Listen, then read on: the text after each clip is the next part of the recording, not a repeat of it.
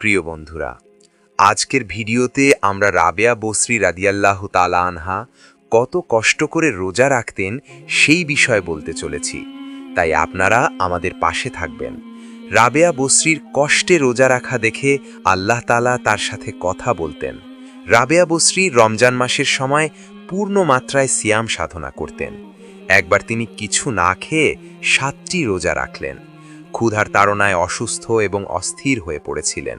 তার ঈমান তো আমাদের মতো নয় যে অনেক সময় অতিরিক্ত খাবার মজুদ রাখতেন, বরং ওই সময় তার ঘরে কোনো খাবার ছিল না। এমনই এক সময় এক ব্যক্তি কিছু খাবার নিয়ে হাজির হলেন রাবেয়া বসরির দুয়ারে। ক্ষুধার মর্জি বুঝা খুবই দায়। ওই সময় ঘরে কোনো বাতিও জ্বালানো ছিল না রাবেয়া বসরির। খাদ্য খাবার জন্য ঘরের ভিতরে গেলেন আলো জ্বালাতে।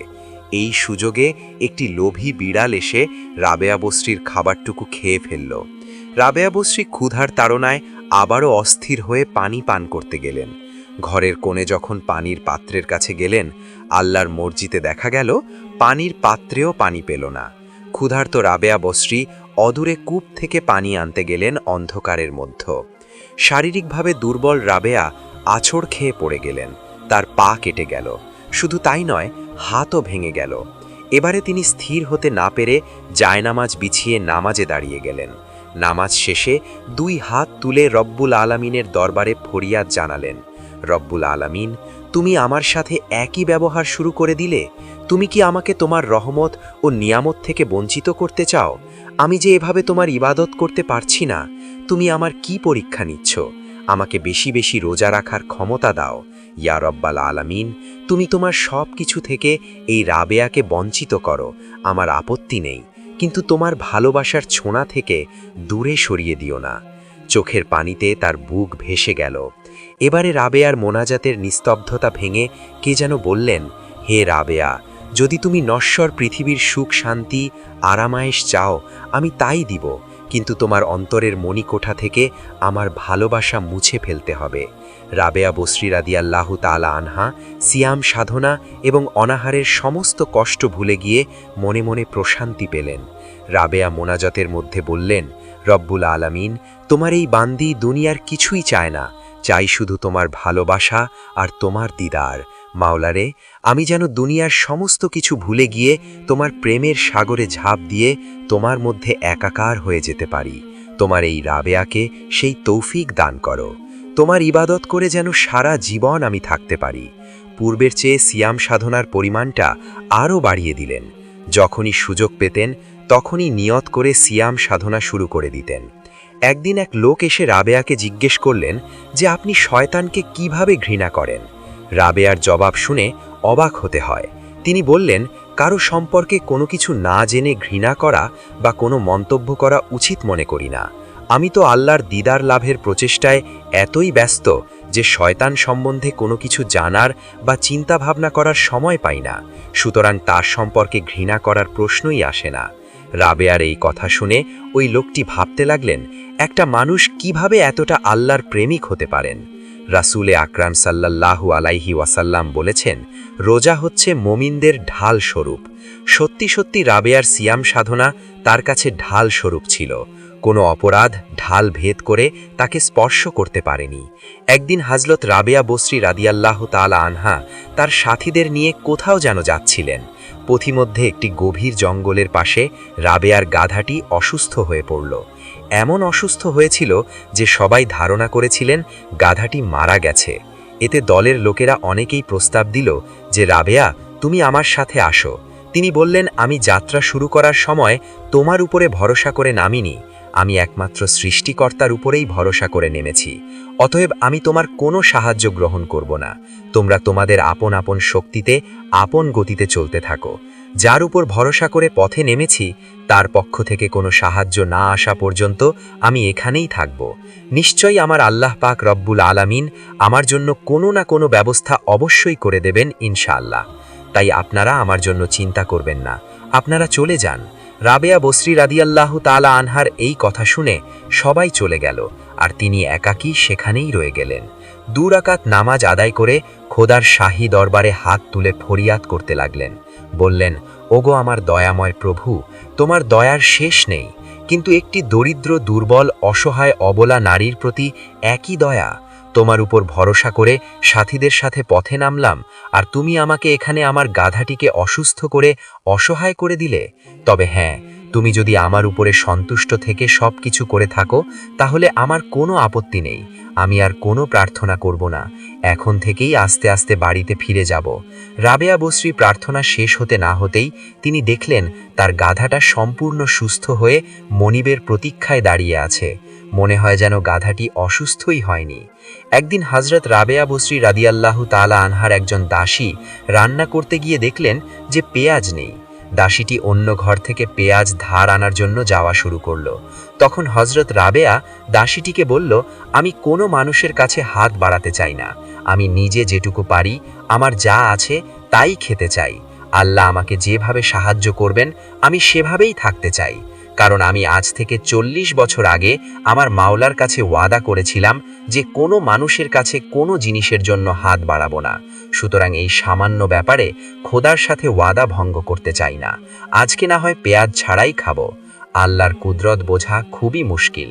ওই সময় হঠাৎ একটি কাক এসে কয়েকটি পেঁয়াজ ফেলে চলে গেল। রাবেয়া বসরি রাদিয়াল্লাহু তাআলা আনহার দাসী ওই পেঁয়াজ কুড়িয়ে এনে তরকারি পাক করলেন। এর কিছুদিন পরের ঘটনা, হযরত রাবেয়া বসরি রাদিয়াল্লাহু তাআলা আনহা লোকালয় ছেড়ে নির্জনতার জন্য ফোরাত নদীর তীরে জায়নামাজ বিছিয়ে খোদার ধ্যানে বসে গেলেন। তখন তার দুনিয়ার কোনো খেয়াল ছিল না। হঠাৎ তার নির্জনতা ভেঙে তার ওস্তাদ হযরত হাসান বসরি রহমতুল্লাহ আলাইহি তাকে সালাম করলেন। রাবেয়া বসরির ধ্যান ভেঙে গেল। ফিরে দেখলেন তার ওই শিক্ষাগুরু পাশে দণ্ডায়মান। রাবেয়া বসরি তাকে স্বাগত জানানোর প্রস্তুতি নিলেন, কিন্তু তার পূর্বেই হযরত হাসান বসরি তার জায়নামাজখানা হাতে তুলে নিয়ে নদীর পানির ওপরে বিছিয়ে বললেন, এসো রাবেয়া, আমরা এখানে বসে নামাজ আদায় করি। হযরত রাবেয়া বসরি রাদিয়াল্লাহু তাআলা আনহা পানির ওপর থেকে জায়নামাজখানা তুলে হাওয়ায় বিছিয়ে দিয়ে বললেন, আসুন আমরা এখানে বসে নামাজ আদায় করি।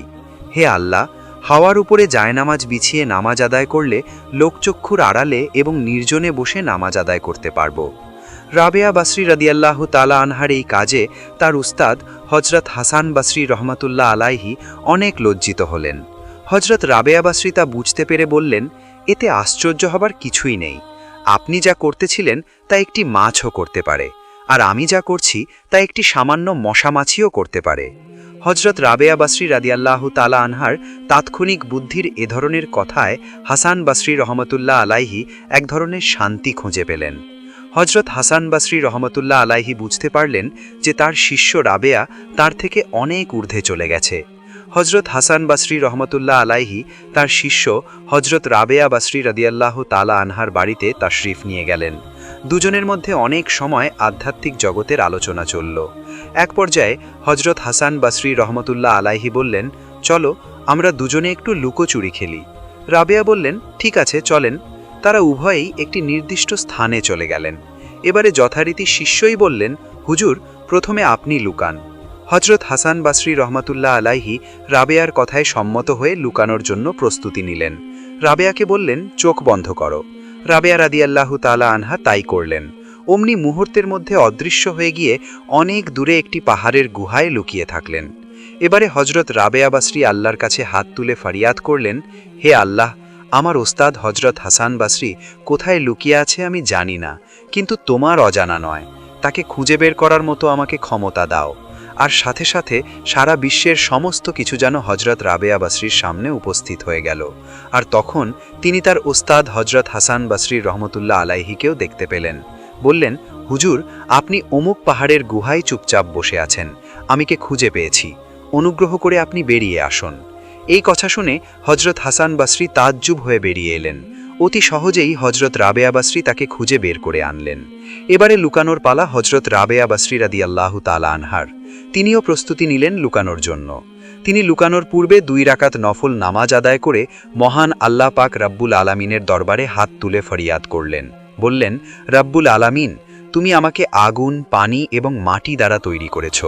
আজ এই মুহূর্তে আমার শরীরের আগুনের অংশ আগুনের সাথে, পানির অংশ পানির সাথে এবং মাটির অংশ মাটির সাথে মিলিয়ে দাও, যেন পৃথিবীর কোনো মানুষ আমাকে খুঁজে না পায়।